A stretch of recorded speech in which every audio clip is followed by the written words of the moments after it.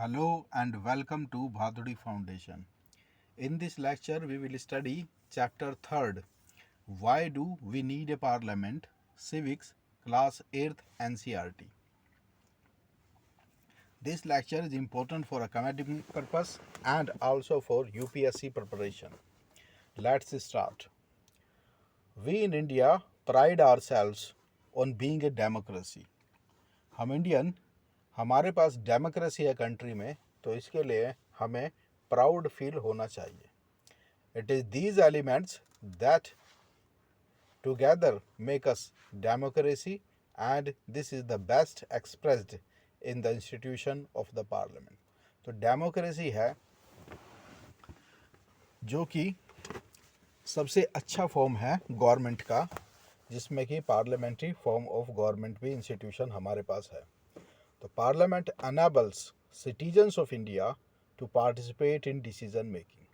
Parliament citizen of India को empower करती है कि वो डिसीजन मेकिंग में पार्टिसिपेट करे एंड कंट्रोल द गवर्नमेंट, और गवर्नमेंट को इनडायरेक्टली कंट्रोल करे, दस making it the most important symbol of Indian democracy. और जो पार्लियामेंट है वो इंडियन डेमोक्रेसी का एक मोस्ट इम्पोर्टेंट सिंबल है एंड ए की feature of the constitution.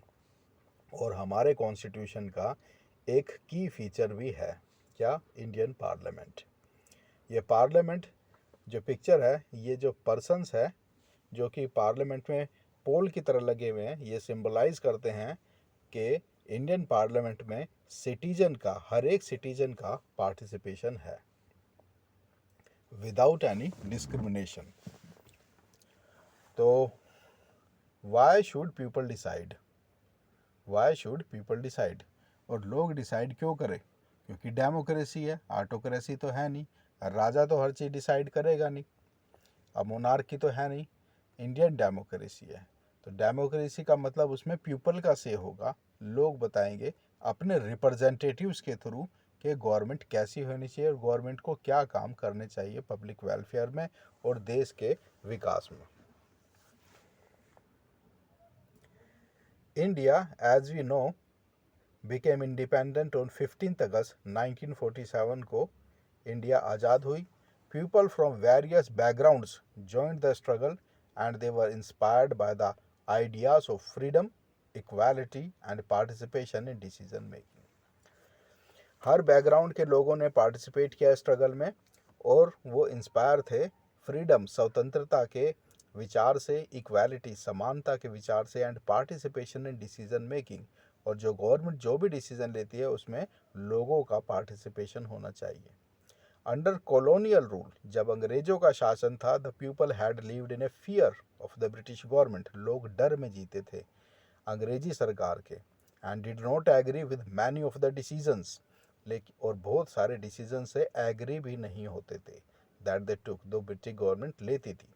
But they faced grave danger if they try to criticise these decision.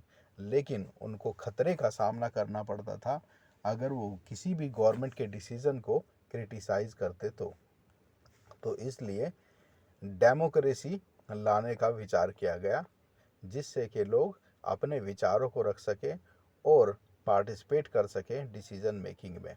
और अगर उनको कोई पॉलिसी से सहमत नहीं है तो उसको क्रिटिसाइज भी कर सकें. The dreams and aspirations of the freedom struggle were made concrete in the constitution of independent India. जो भी सपने थे फ्रीडम स्ट्रगल के लोगों के, उनको कॉन्स्टिट्यूशन में इम्बाइब किया गया है इंडिपेंडेंट इंडिया के, that laid down the principle of universal adult franchise. और इस बेसिस पे ही हमारे संविधान में यूनिवर्सल एडल्ट फ्रेंचाइज को रखा गया है. यूनिवर्सल मतलब सबको वोट देने का अधिकार, एडल्ट माने 18 ईयर से एबो जो लोग हैं उनको, और फ्रेंचाइज माने right to cast vote, vote देने का अधिकार है. That all adult citizens of the country have the right to vote. Electronic voting machine, EVM बोलते हैं इनको, EVM were used throughout the country in the first time in 2004 general election. तो election general election भी होते हैं और by election भी होते हैं.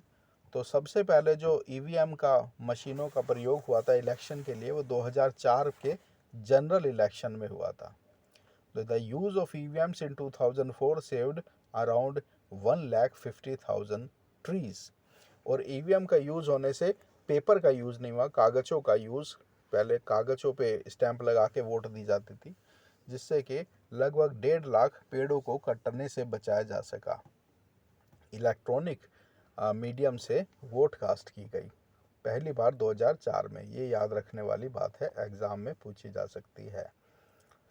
पीपल एंड देयर रिप्रेजेंटेटिव्स, लोग और उनके रिप्रेजेंटेटिव नेता, लोग अपने रिप्रेजेंटेटिव को चुन के पार्लियामेंट में भेजते हैं, तो इसलिए पीपल एंड देयर रिप्रेजेंटेटिव्स उनको कहा जाता है।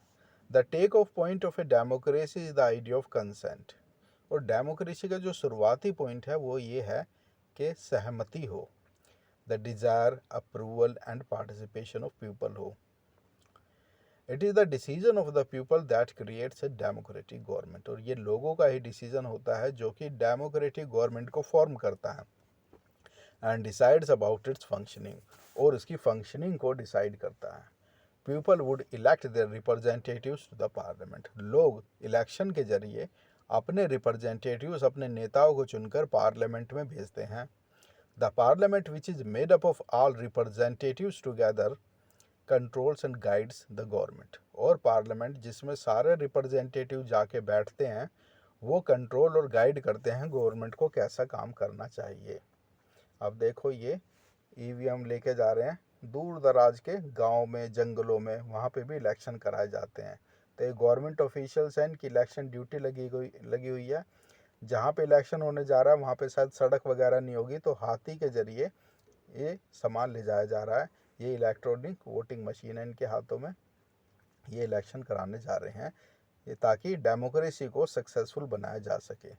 तो दूर दराज के हर इलाके में, चाहे वो नेक्स्ट स्लाइड से हिट एरिया हो, चाहे वो जंगल हो, वहाँ पे डेमोक्रेसी को सक्सेसफुल बनाने के लिए इलेक्शन करा के हर दूर दराज के इलाके से रिप्रेजेंटेटिव को चुनकर इस पार्लियामेंट में भेजा जाता है, ताकि वो उनके हितों में पॉलिसी बना सके और वो भी अपनी ग्रीवेंसेस को पार्लियामेंट तक पहुंचा सके। द पार्लियामेंट ऑफ इंडिया, मतलब इसको हिंदी में संसद बोलते हैं, संसद भवन, is the supreme law making institution. सबसे बड़ा कानून बनाने वाली संस्था है। इट हैज़ 2 हाउस, 2 हाउस होते हैं इसमें, एक है राज्यसभा और एक लोकसभा। राज्यसभा काउंसिल ऑफ, जैसा कि नाम से पता लगा, राज्यसभा मतलब राज्यों की सभा, राज्यों से लोग चुनकर आते हैं और काउंसिल ऑफ स्टेट में बैठते हैं। अंग्रेजी में काउंसिल ऑफ स्टेट बोलते हैं, हिंदी में राज्यसभा बोलते हैं। With A total strength of 245 members, और इसमें 245 लोगों को चुनकर भेजा जाता है राज्यसभा में। Is chaired by the vice president of India. जो राज्यसभा होती है उसकी जो चेयर होती है, बड़ी सी चेयर जो सेंटर में लगी होती है, उसको प्रिसाइड ओवर करता है वाइस प्रेसिडेंट ऑफ इंडिया। तो जो वाइस प्रेसिडेंट होता है, जिसको उपराष्ट्रपति बोलते हैं, वो राज्यसभा का सभापति भी होता है। और दूसरा होता है लोकसभा, हाउस ऑफ पीपल बोलते हैं इसे। हाउस ऑफ पीपल का मतलब है लोगों का घर, मतलब पूरी इंडिया से लोग अपने रिप्रेजेंटेटिव्स को चुनकर लोकसभा में भेजते हैं। House of people respective of state, state वगैरह की बाउंड्री नहीं तय की जाती। ये जनरल इलेक्शन होते हैं लोकसभा के, पूरी इंडिया से लोकसभा के लिए एमपी चुनकर आते हैं। With A total membership of 545, और टोटल मेंबरशिप लोकसभा की 545 है, राज्यसभा की 245 और लोकसभा की 545 है। Presided over by the speaker. और जो लोकसभा का सभापति होता है, मतलब जो स्पीकर, वो जो चेयर पे बैठता है, उसको हम स्पीकर बोलते हैं। द रोल ऑफ पार्लियामेंट, अब पार्लियामेंट का हम रोल पढ़ेंगे। क्रिएटेड आफ्टर 1947, आज़ादी के बाद पार्लियामेंट का क्रिएशन हुआ। The Indian parliament is an expression of the faith that the people of India have in principle of democracy। तो पार्लियामेंट क्या है? एक विश्वास है लोगों का कि भाई डेमोक्रेसी में सही काम होगा, इसलिए पार्लियामेंट बनाई गई है। these are participation by people in the decision making process and government by consent. और सरकार जो है सहमति से चलेगी और लोगों के पार्टिसिपेशन से चलेगी, इसलिए पार्लियामेंट एक इंस्टीट्यूशन का क्रिएशन किया गया है। The parliament in our system has immense powers, और पार्लियामेंट में बहुत ज़्यादा पावर है, because it is representative of the people, क्योंकि लोगों को रिप्रेजेंट करती है। पार्लियामेंट का मतलब सारी दुनिया, सारी इंडिया के लोग। Elections to the parliament are held in a similar manner as they are for the state legislature। और जैसे राज्य के लिए चुनाव होते हैं ऐसे ही पार्लियामेंट के लिए चुनाव होते हैं। तो Lok Sabha usually elected once every 5 years, और लोकसभा का चुनाव हर 5 साल में होता है। The candidates who contest elections usually belong to different political parties। और जो लोग चुनाव लड़ते हैं वो अलग अलग पॉलिटिकल पार्टियों के हो सकते हैं। कुछ नेशनल पार्टी होती है, कुछ स्टेट पार्टी होती है। ये कुछ पार्टियों के नाम है, जैसे Bharatiya Janata Party, Indian National Congress, Dravida Munnetra Kazhagam, All India Trinamool Congress. ये सारी पार्टीज़ हैं, पॉलिटिकल पार्टी है, जो कि 17th लोकसभा में 2019 में इन्होंने कंटेस्ट किया था और इनके इतने इतने मेंबर चुन के आए थे। बीजेपी के 303, कांग्रेस के 52 और डीएमके के 24। तो जैसे जैसे ये चुन के आते हैं तो जिसके मेजोरिटी होती है उन्हीं की गवर्नमेंट बनती है और वो पार्टी अपना प्राइम मिनिस्टर बना लेती है। जैसे कि इंडिया में अभी बीजेपी की गवर्नमेंट है और प्राइम मिनिस्टर मोदी जी हैं। तो इसका मतलब ये है कि भारतीय जनता पार्टी को मेजोरिटी है, मतलब ज़्यादा सीट इनकी आई होगी, तो इसलिए बीजेपी ने अपनी सरकार बना ली और प्राइम मिनिस्टर अपनी पार्टी का बना दिया। तो वंस इलेक्टेड, एक बार इलेक्ट होने के बाद, these candidate become members of parliament. तो इनको फोर बोलते हैं कि ये पार्लियामेंट के मेंबर हो गए हैं, जिनको शॉर्ट में एमपी बोलते हैं। These MPs together make up the parliament, और सारे एमपी मिलकर पार्लियामेंट बनाते हैं। To select the national government, अब नेशनल गवर्नमेंट कैसे बनती है? Parliament of India consist of president, Rajya Sabha and Lok Sabha. तो पार्लियामेंट में 3 चीज़ें शामिल होती है, एक तो राष्ट्रपति, प्रेसिडेंट, और राज्यसभा और लोकसभा। इन तीनों चीज़ों को मिला के हम पार्लियामेंट बोलते हैं। तो since there are 543 elected, Lok Sabha में 543 मतलब 543 इलेक्टेड मेंबर्स होते हैं, और 2 होते हैं एंग्लो इंडियन कम्युनिटी के, जो कि नॉमिनेटेड होते हैं प्रेसिडेंट द्वारा। एंग्लो इंडियन कम्युनिटी वो होती है उनके डिसेंट, उनके बच्चे जिनकी शादी बाहर के विदेशों से हुई थी। तो एंग्लो इंडियन मतलब जो ब्रिटिशर्स आए थे यहाँ शादी करके, जो उनके डिसेंट थे, उनके वंशज थे, उनके लिए 2 सीटों का रिजर्वेशन था, जो कि अब ख़त्म कर दिया गया है। एंग्लो इंडियन कम्युनिटी का अब कोई भी व्यक्ति नॉमिनेटेड नहीं होता पार्लियामेंट में। तो अब जो सीट्स हैं वो 543 हैं, जो कि इलेक्टेड हैं लोकसभा के लिए, members in the Lok Sabha. To have majority, a party should have at least half the members. अब मेजोरिटी होने के लिए लोकसभा में 543 सीट है, तो मेजोरिटी कितने की होगी? 272। जिसको भी सीट मिल जाएगी वही अपनी सरकार बना लेगा, मेंबर्स और मोर, या इससे ज़्यादा हो। द लार्जेस्ट, अगर 272 से कम सीट किसी को मिली है तो उसे किसी दूसरी पार्टी के एमपीज़ को अपने साथ मिलाना होगा।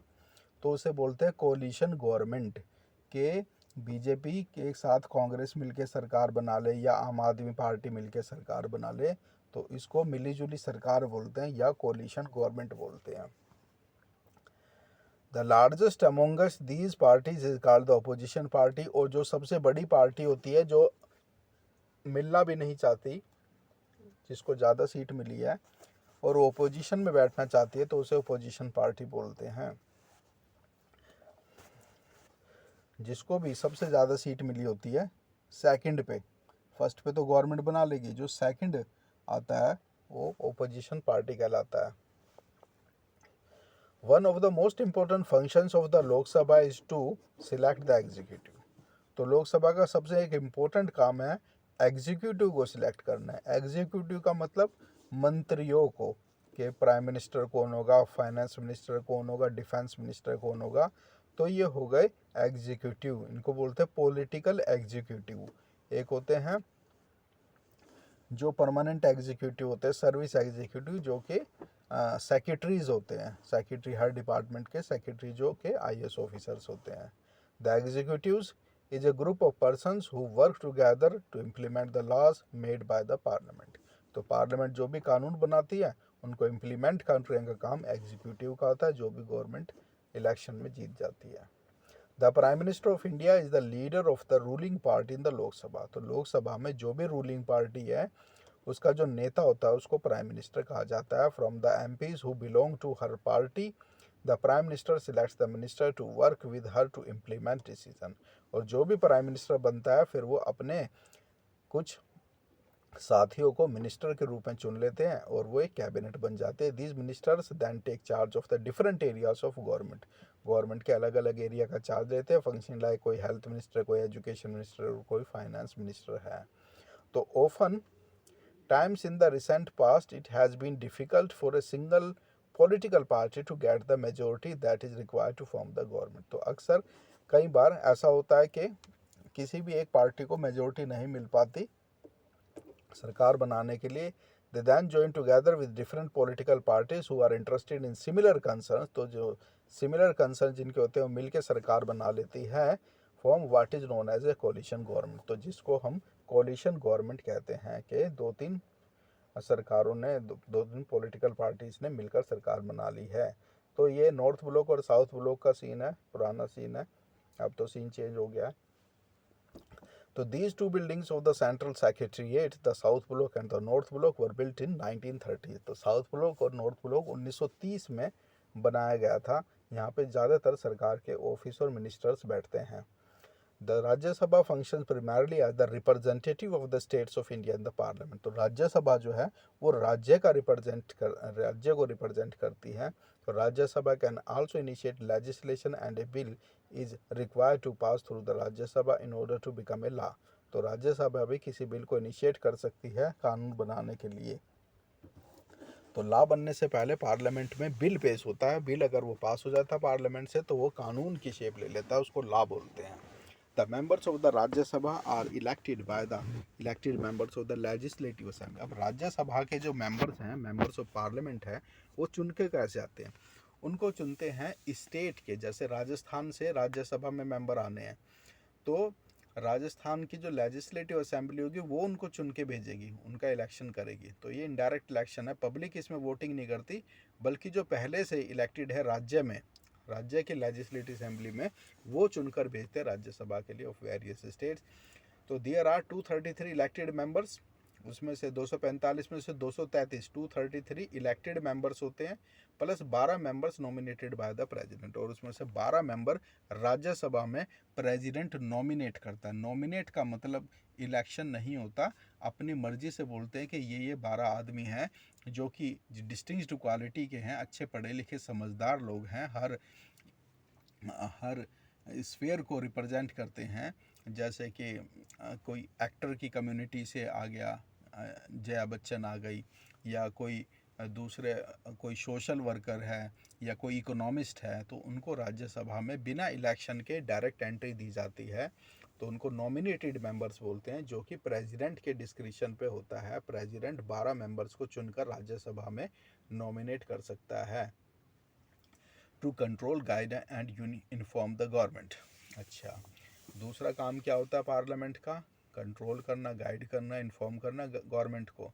The parliament while in session, parliament हमेशा सेशन में नहीं रहते, इसके सेशन चलते हैं, winter session, summer session, budget session. तो कुछ कुछ टाइम के लिए पार्लियामेंट के जो सेशन है वो ऑफ भी रहते हैं। तो जब पार्लियामेंट सेशन में रहते हैं, begins with a question hour. तो शुरुआत ही जब पार्लियामेंट की होती है तो पहला जो घंटा होता है वो क्वेश्चन आवर के लिए है, मतलब प्रश्न पूछने के लिए है। The question our is an important mechanism, और ये क्वेश्चन आवर एक मैकेनिज्म है through which MPs can illicit information.